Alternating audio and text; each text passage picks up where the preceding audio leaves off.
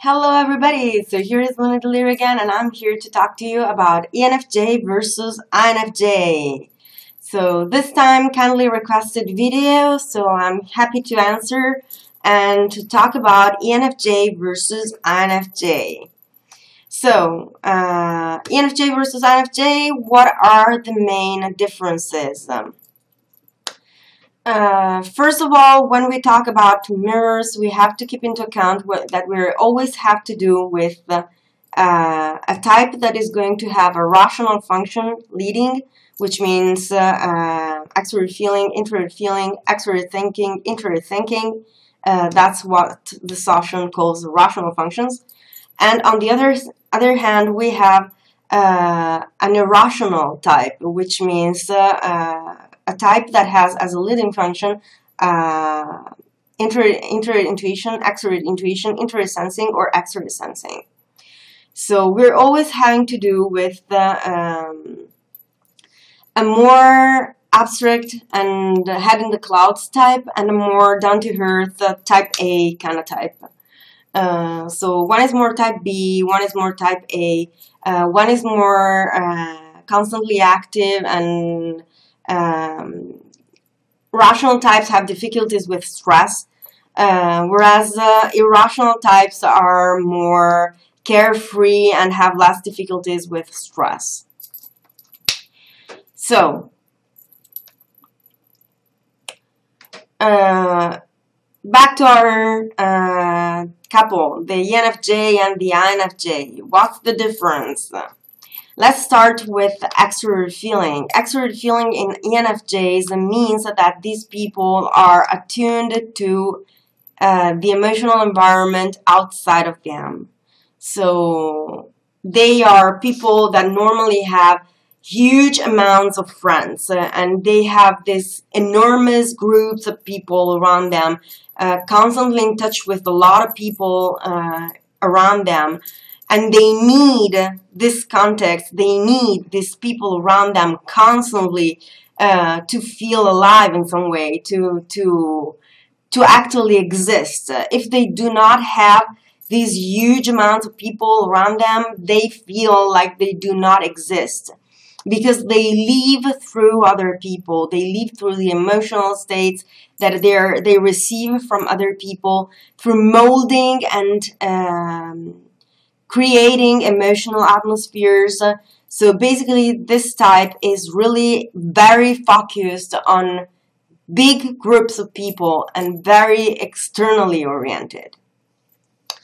One big issue that ENFJs need to learn, one thing that ENFJs need to learn is to focus a little bit more internally for their personal issues and their personal problems, and to understand their personal needs.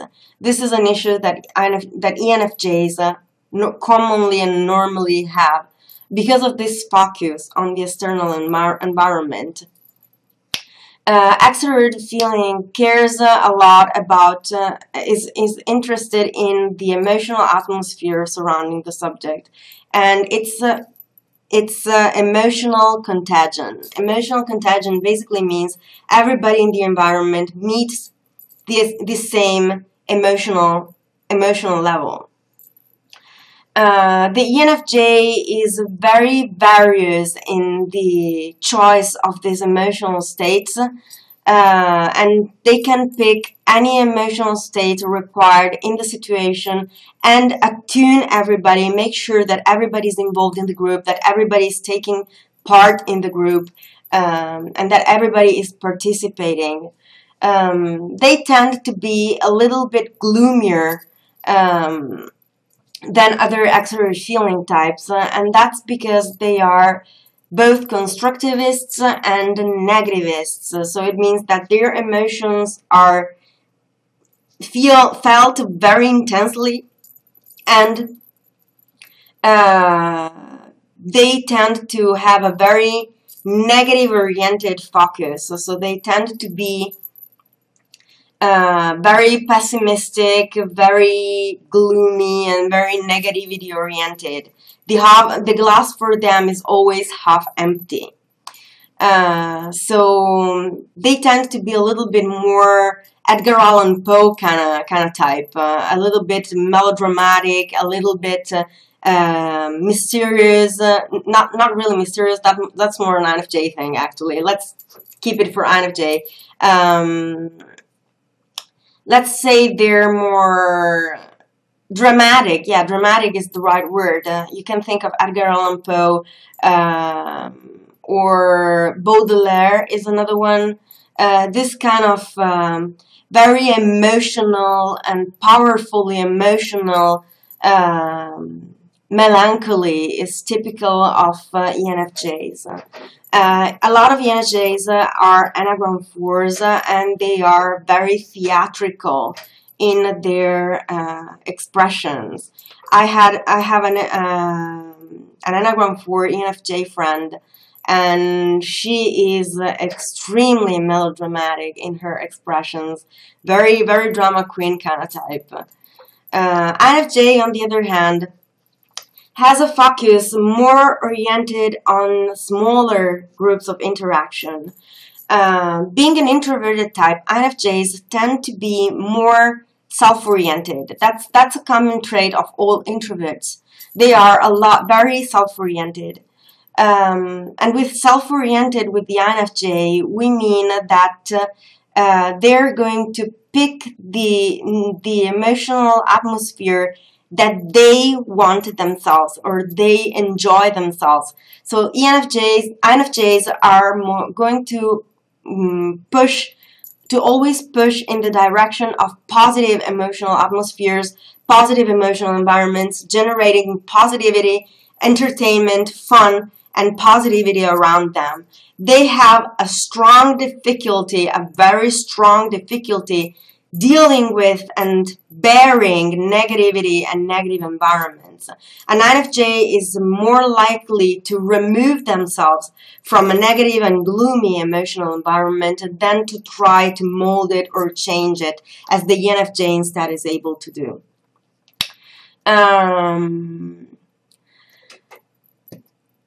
INFJ extrovert feeling, like I said, is more oriented to smaller groups and more oriented to creating this positive vibes and positive emotions. A characteristic of INFJs is that they have the ability to absorb and catch the emotional atmosphere in pretty much anything. They basically absorb and are able to feedback the emotional atmosphere of a landscape, for example, of a painting, or even objects. Sometimes they can access the emotion that these objects and these things actually transmit to them. ENFJs are emotivists and positivists. So their focus is going to be very positivity oriented. The glass for them is always half full. Life is always going to go in the positive direction. They have this long-term intuition based on emotions, and everything is always going to be fine for them. They are perfectly able to foresee also negative consequences, and they tend to enjoy also doing that. But it's a lower focus on that than they have on seeing everything positive. We're still in the beta quadra, so there's still some kind of dramatism here also. I'm thinking if I can tell you a name of an INFJ, but I can't think of anyone at the moment. Anyway, extrovert feeling it's a kind of more mystical kind of extrovert feeling. They're more subdued and more relaxed. They enjoy solitude. They enjoy staying on their own. But at the same time, they also need to have a lot of people. They also need to have people constantly around them. So they have these little groups of friends, or these few friends that they constantly keep in touch with, and they tend to have a lot of conversations with. A characteristic of extroverted feeling in the creative position is that both INFJs and ISFJs, this is a common trait of these two types, they tend to spoil relationships for the sake of fixing them. And that's when they're bored, when they don't know what to do, when they feel extremely bored, they tend to spoil relationships to fix them and find some job for their creative function. You can find more details about this specific characteristic of extroverted feeling in the auxiliary position on Wikisaution, looking up extroverted ethics. Let's pass to the second function, which is introverted intuition. INFJs are introverted intuition dominant, so it means that they are completely in tune with processes over time revolving around them.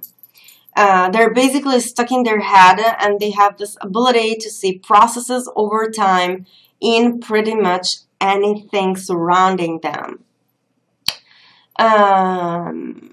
It means that they have the ability to see how a person feels inside. Types with introverted intuition in the first position are said to be able to leave emotions with the persons around them, with people around them. And that's because they see the process as it happens inside the person, and they have the ability to join this emotional process. Their introverted intuition is relationships and process and feelings oriented, emotions oriented. So, like I said, introverted intuition processes over time. They know where relationships are heading. They know how things are going to evolve in a relationship or in a friendship or in any kind of social environment. They know where things are headed. Not only in the relationship sphere, but also in other environment, in other areas. They have the ability to see this. They know one thing they're very good at is knowing in the long run how a group will evolve and will grow, for example.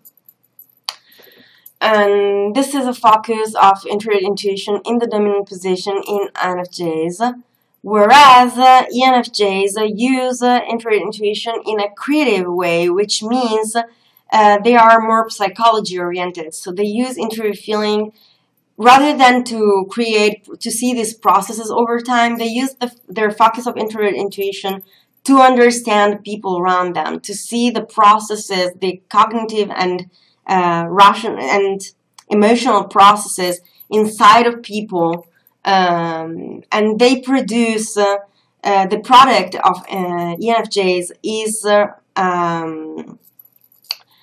an improvement in the person's life over time.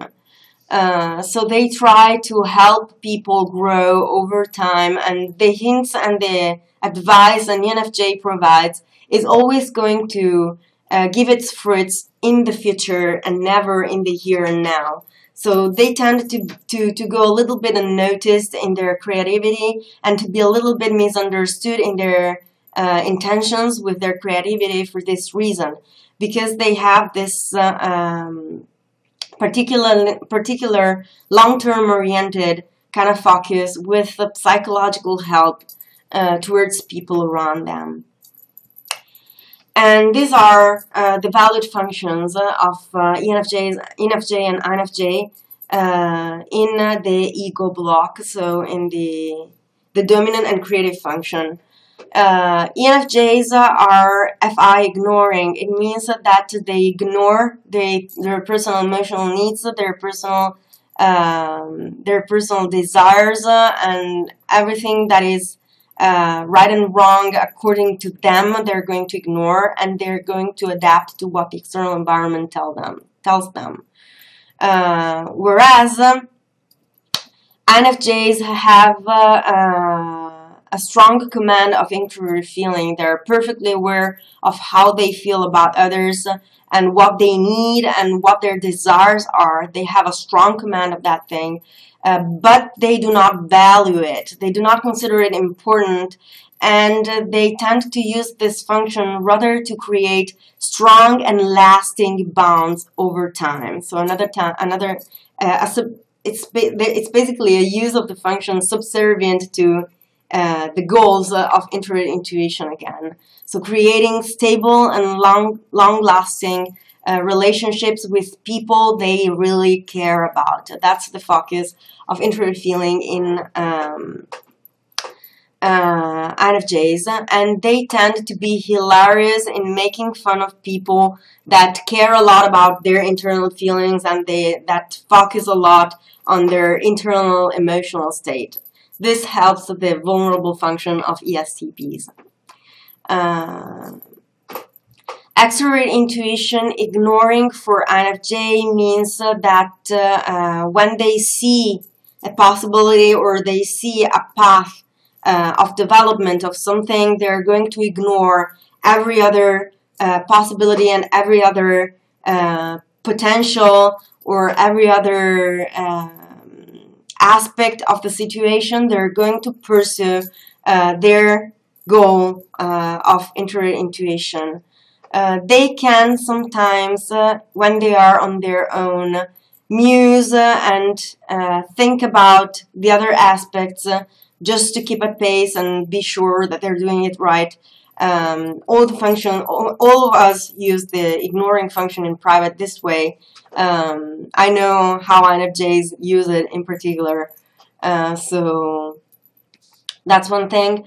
Extrovert intuition in ENFJs instead is a demonstrative function. It means that they use they enjoy creating, musing and thinking about possibilities and potential that are not actually occurring in the real world and that are not actually there in the here and now, but they consider it a lesser important activity, and they have the ability to come up with countless possibilities and countless opportunities for the goals, for their goals, or for whatever they're interested in.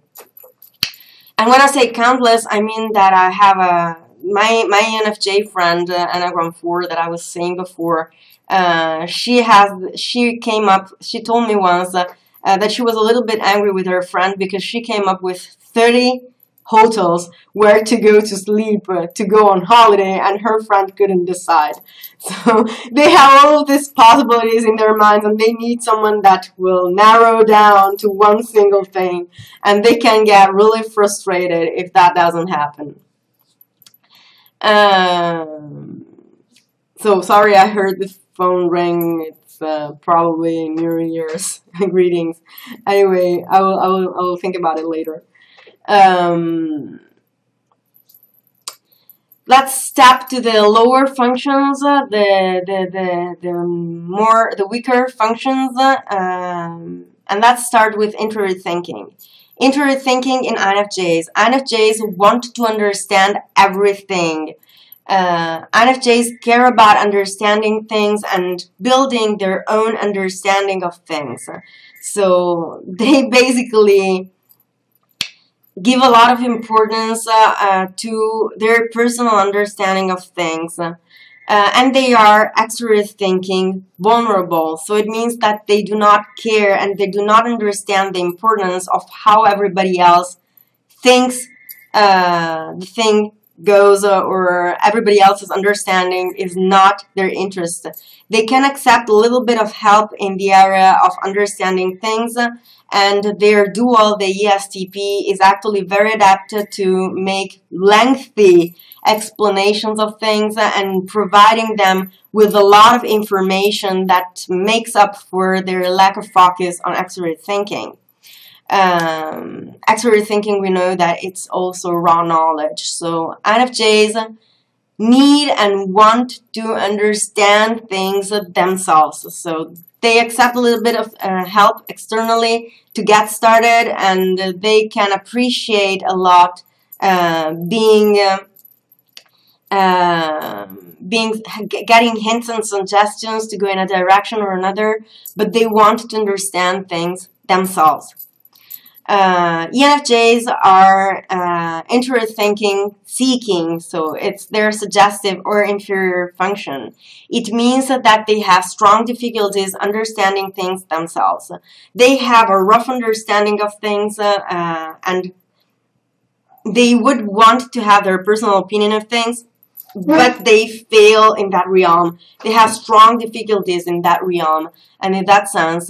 And they need someone with strong opinions to lead them in that sense.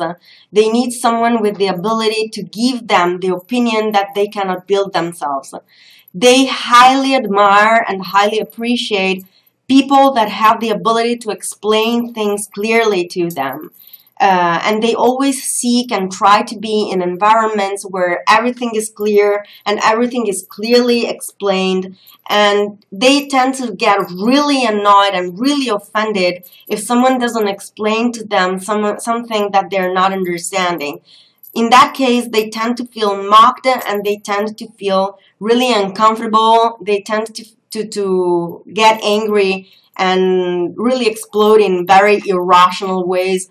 Because it's really a weak spot for them, although their vulnerability is something completely different.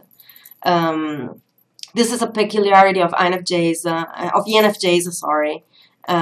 that they are very sensitive in matters of intuitive thinking. So one piece of advice that I give to intuitive thinking dominants in general that are looking for their dual is to pay careful attention to help their dual and not to assume that this person is going to be as logic as they are, because their dual is going to need help in the logic department.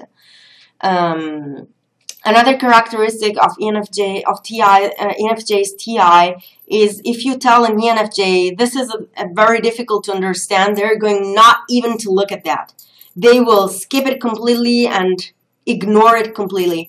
If you tell them this is easy, you're going to understand it, you can understand it, just put a little bit of effort into it and you can do it, that's when the ENFJ gets interested, involved, and wants to understand things and tries to learn things. So very important focus for the ENFJ. If you tell them that something is difficult, they're going to ignore that. They get scared, basically. They are aware of this difficulties, a difficulty for them. Extroverted thinking, in their case, is their role function. It means that it gets in the way of their extroverted feeling. So they tend to admire people who are very organized and who are good at extroverted thinking, who are gathering knowledge and knowing things and capitalizing on facts and that kind of stuff. If you try to impose that on them, you're gonna get the biggest reaction in your face, an emotional explosion in your face, because they do not accept it. They admire that trait in others, but it gets in the way of their introverted feelings, of their extroverted feelings. Sorry. So basically, what they do with extroverted thinking is they have these moments in which they start. They work a little bit like a hamster on a wheel. They jump on the wheel of extroverted thinking and they run for like 20 minutes, half an hour, gathering all the information that they can gather, and then they step down from the wheel and they start extroverted feeling the world around them. They're absolutely adorable. And that's how they work anyway. They jump on the wheel and gather knowledge, all the knowledge they need, and start organizing everything and being efficient for that short period of time, and then they step out of the wheel, and then maybe a couple of hours pass and they jump back on the wheel, and that's how ENFJs work with extroverted thinking. The other function that these two types share is extroverted sensing. So ENFJs are extroverted sensing mobilized or tertiary. So their hidden agenda is actually sensing. It means that they have a very weak willpower, but at the same and they need someone to push them and prompt them to use that willpower. They're perfectly aware that sometimes they just need to do it, but they tend to get stuck and not really act. So they need someone to give them a little bit of enervate and tell them, go move and just shake and do something, and then they will get started and they will do everything that they need to do. But like INFJ's TI, they want to use their own willpower and they want to go according to their own will and to their own personal goals. Another focus of extrovert sensing is on physical appearance. So ENFJs tend to need a little bit of help and indications on how to build their own image and their own style, but at the same time they want to do that themselves. So you basically the work of their dual is to give hints on how to build their image, and the ENFJ will feel mobilized and they will start working on their image and creating creative images and do things about that. Again, Edgar Allan Poe and is your model ENFJ if you want. And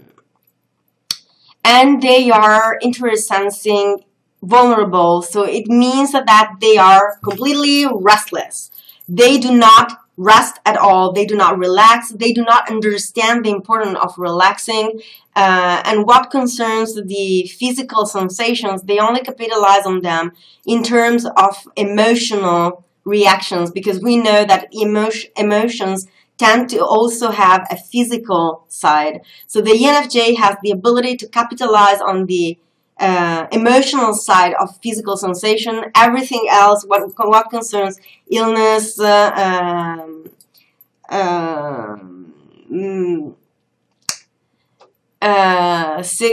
health in general, taking care of the body, relaxing, chilling, and all this kind of stuff, the ENFJ is completely and absolutely unable to tell the importance of that thing. So they need someone with demonstrative interest sensing to take care of that area for them, basically. Someone that has both the ability to follow them and to show them when it's time to stop. Whereas INFJs are extrovert sensing seeking, so they are looking for someone with a strong willpower, someone that has the ability to think big and have big dreams, and someone that has the willpower to push both themselves and the INFJ. This means that for the INFJ, it is enough that the other person wants something for them to actually feel mobilized and achieve the goal. They are completely lacking in this area, so they basically feel stuck in a rut constantly because they lack the willpower to act on their goals and their hopes and what they want to do, and they constantly feel that their road is full of obstacles, and they need someone that cleans the road in front of them and pushes them through directly towards the goal. And that's, if you think about it, the movements that I'm making, that's the tunnel vision of extrovert sensing that sets the goal and reaches for the goal non-stop, and they go for that, and that's it. So that's extrovert sensing in INFJs. Another trait is that they have interest sensing role function. It means that what concerns personal physical sensations, this function goes against the goals of their introvert intuition. So they admire people with the ability of taking care of their health and taking care of their personal physical state, and they do, to an extent, try to maintain some sort of physically acceptable conditions for themselves. They partially have the ability to do that, but like the ENFJ does with X-ray thinking, they also have this hamster wheeling moments of relax and taking care of the environment around them, and they are very sporadic. As far as I know, and as far as I can see myself, interest sensing in this position also means not being sure of what you're having in front of you and, well, what kind of sensation it will give you. They basically process everything through interest thinking. We basically process everything through interest thinking first. It's weird, but that's how it works. That's the first goal of an INFJ: understanding everything, hidden agenda, interest thinking, understanding everything according to their intuitive understanding of things. That's a little bit the focus of INFJs. I think it touched all the points, and that I said everything that I could say about it. This is INFJ versus ENFJs, rational versus irrational type. Feelers are also always a little bit more complicated than thinkers to split, actually. But I hope this will clarify a little bit. So this is everything I have about the matter, and I will talk to you soon. Bye.